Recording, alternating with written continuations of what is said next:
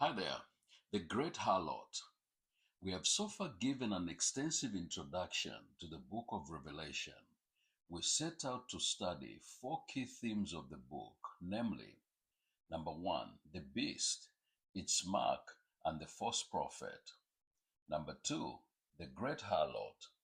Number three, the kingdom of priests.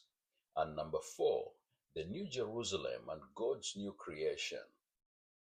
We have so far established who the sea beast was and his precise identity. We have also looked at the beast from the land as the false prophet. We will now deal with the great harlot of the book of Revelation. There are two great cities in the book of Revelation that are opposites of each other, namely Babylon and New Jerusalem.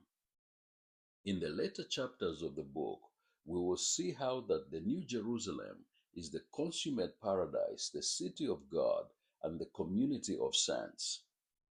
In contrast to the New Jerusalem is the Old Jerusalem, which has become unfaithful to God.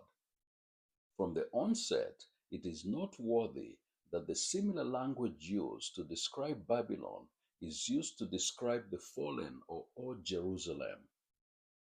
John describes this fallen city as the great harlot with whom the kings of the earth committed fornication. Revelation chapter 17. Then one of the seven angels, who had the seven bowls, came and talked with me, saying to me, Come, I'll show you the judgment of the great harlot, who sits on many waters, with whom the kings of the earth committed fornication, and the inhabitants of the earth were made drunk with the wine of her fornication.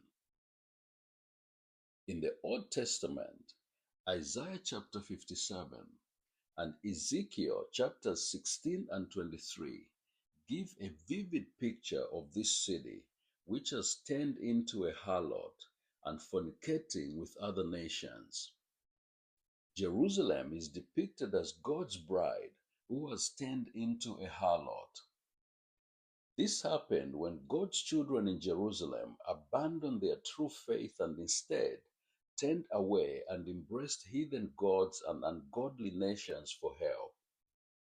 The harlot was sitting in the wilderness and seated on the beast, depicting total dependence upon the Roman Empire for her existence and power. Revelation chapter 17. So he carried me away in the spirit into the wilderness, and I saw a woman sitting on a scarlet beast, which was full of names of blasphemy, having 7 heads and 10 horns.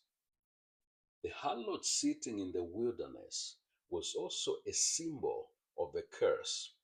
Jeremiah chapters 2 and 3 and Hosea chapter 2. God bless.